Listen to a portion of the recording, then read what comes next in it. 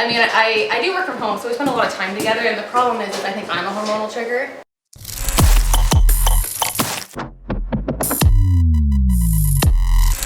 I've had him his whole life, and we've done everything together. So I've been around birds most of my life. I adore them, it's a passion. But I had a lot of really bad information. And that bled into it, and so now I'm 28 and I'm trying to get rid of all the 90s information that I have and move towards the 20s, you know, into the more like modern behavioral work.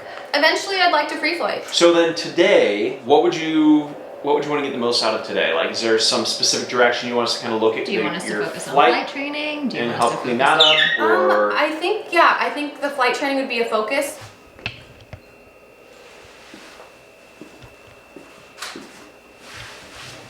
Here. Good job.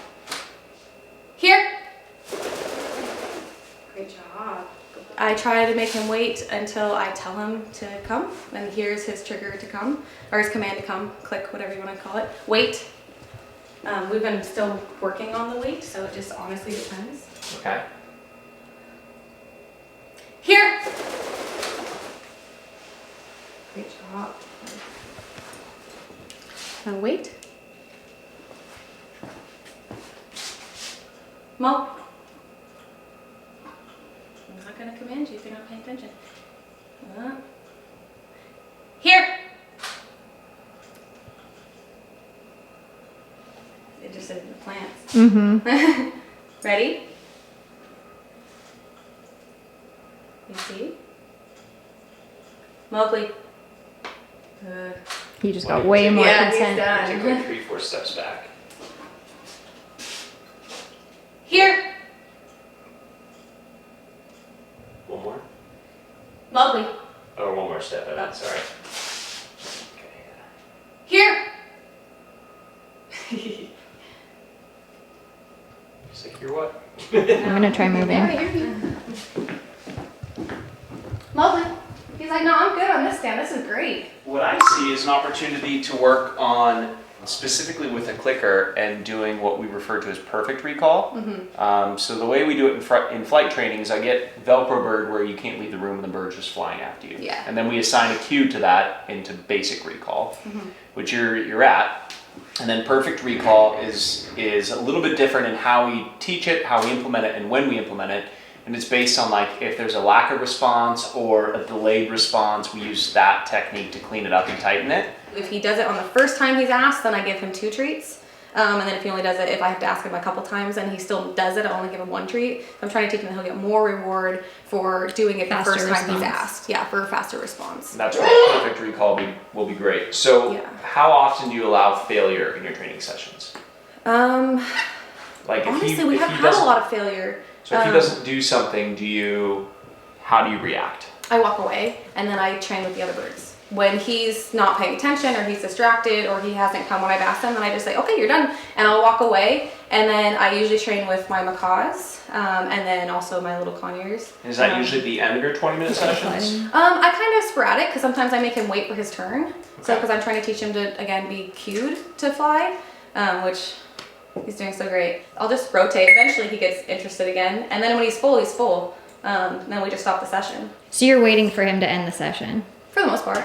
Yeah. Okay. But our sessions don't normally last more than like 15 or 20 minutes at a time. On days where you can't train him, how does he do the following day? I would say he's probably a little bit more dialed in. I'll give you the larger picture and then we'll try to fine tune where you are within that. So with recall, we typically start with Velcro bird, meaning there's a distance where like if you're far enough away, he's coming after you no matter what. Awesome. You keep reinforcing that every time he lands on you.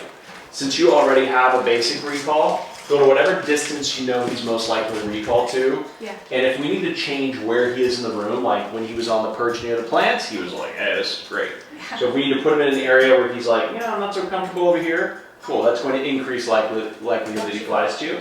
Okay, so I will click for you. Okay. Wait.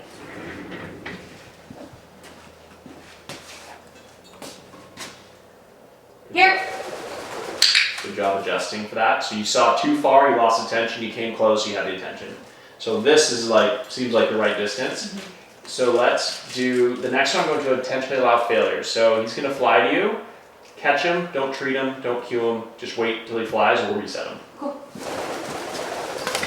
And a feeling. Here we go. Okay, go ahead and call when you're ready. Here.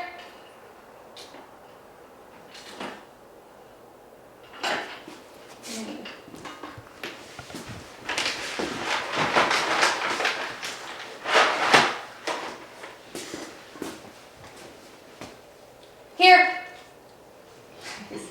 In free flight, all my students hear this every day.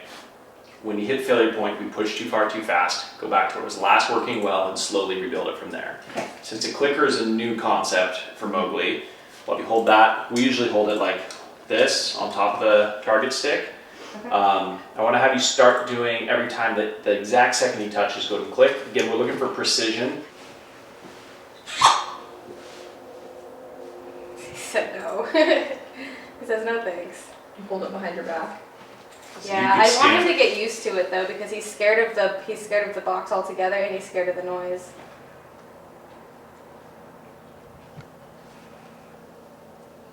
Good job, Mo. Good job. Go ahead.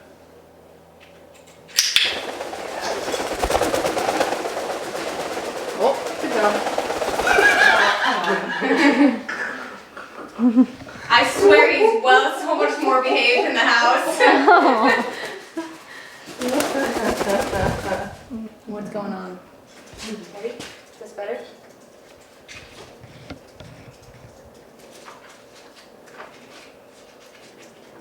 Can you stand on the other side? Yeah. Kind of reset his mind space there. See? Nice. And then same thing with you, once you've done the treat, or the target, make sure the stick comes out of you before you do the treat. Like he's smart enough to know. Yeah, perfect, yeah. Okay, ready? Nice. So see how your left hand's still cueing? Your left hand, I see, yep, I see, exactly. I see what you, okay, got you. You can do it. Perfect, that was a lot cleaner. Yeah, got Yeah. you. Okay. So at master classes like this one, the end goal is definitely a free-flighted parrot outdoors for her. However, I think something that gets overlooked when people are looking at the concept of outdoor free flight is it's not just about your bird flying well outdoors. It's actually about your bird not getting easily spooked or scared, and also being a very adaptable bird where they can overcome the newness of places and just easily adapt to new surroundings. African Greys especially tend to be more on the phobic side, and so it's something that African Grey owners have to work probably twice as hard at. And I think that this African Grey is so well desensitized, but then there's also gaps in that. And there's always going to be gaps in that because as a free-flighted parrot, they're always going to come into contact with a scenario that's completely different, and they're gonna have to learn to adapt. So there's always gonna be a slight element of discomfort or fear. And the interesting thing about this class is we're getting flights we don't want based on fear and discomfort. And I loved how we got to work through the T-stand fear because he was a little uneasy about being on our T-stand. And she knew that it was important to work through that versus make him comfortable and switch T-stands. I thought that was fantastic, especially knowing what her end goal is. It's really important that her mindset is such as, okay, identify the fear, now how do we overcome it? The other thing is that we weren't getting flights that we did want based on overly being comfortable or discomfort and fear. So there was a lot of mix of things going on in this particular environment that were leading to flights we didn't want and not getting the flights we did want. And so I just want to draw attention that it's really important to look at the desensitization side of your bird in all aspects. Even if your goal isn't outdoor free flight, having a well desensitized parrot is just important for the everyday life of having new people in your home, or when you have to move, you don't want your bird to be so traumatized by change that it just literally can't handle it, and it lends itself to using very unhealthy coping mechanisms. So just want to draw attention to that and hope that you guys are introducing one new thing a day in a very positive way where your bird can really adapt and overcome discomfort and or fear. So this is a new concept I'm trying to teach. Trying to figure out how to. And I'm trying to figure out the best way to teach it. But essentially what we have discovered is that 50% of the bird's reinforcement comes from the environment, 50% comes from your treats. So orange is going to be environment, and the environment can be the actual environment, or it could be the fact that your presence close to him is reinforcing. It can be anything within the environment that the bird finds is reinforcing. Like for you, it would be that stand. That is in his environment, and he finds that incredibly enforcing. Or it might be his cage. Just things in the environment. With Jinx, our blue-throated macaw. Jamie is by far the favorite person. So where I might be, my value might only be 50% for him. Okay? But Jamie's is the favorite. So let's say we know his favorite treat is an almond. If I give him his absolute favorite treat in the world, he should fly to me. But if given the choice and Jamie gives an almond, where is he going to fly? Right, because it's not the value of the treat, it's also the environment that's playing effect.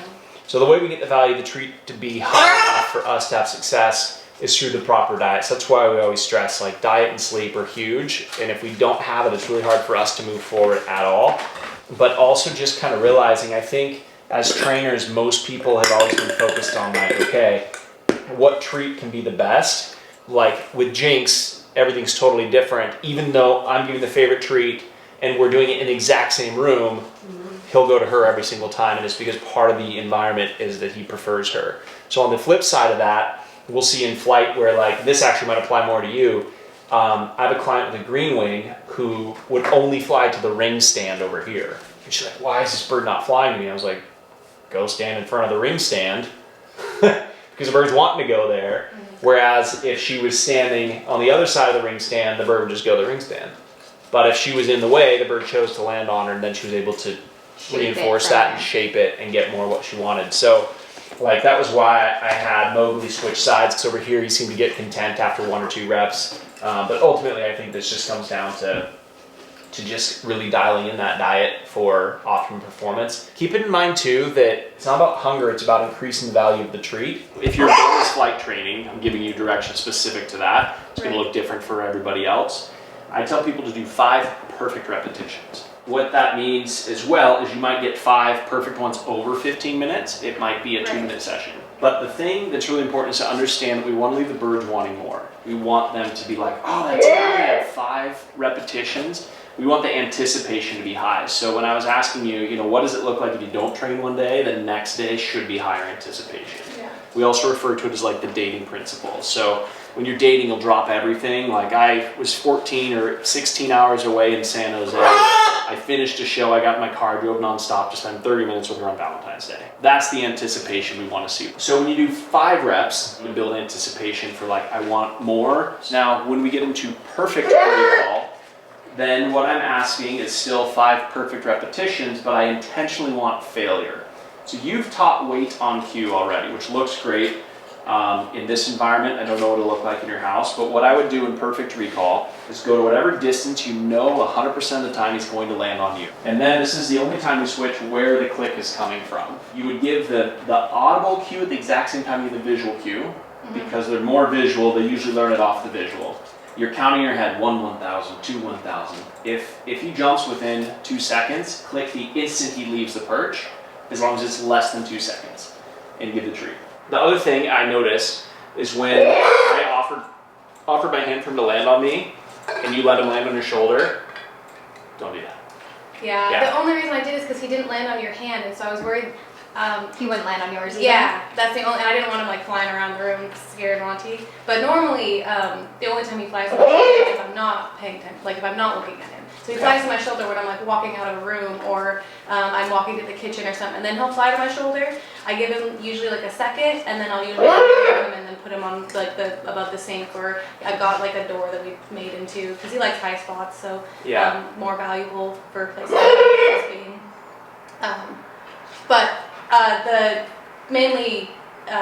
the problem is I've got like 7 years of him being on my shoulder, and so I am playing. It's more comfortable for him to be on my shoulder. So. Yeah, and I think you feel guilty for some reason about like removing him from it. So I think as long as you remind yourself when you don't do it, it's just increasing that hormonal behavior. And I think you also feel guilty about the clucking. So overall, I think you'll feel worse about allowing it in the long term than removing him from it, or just intercepting that sucker. Right. That's what I would do. I'd be like, well, bam, knew you were gonna be there.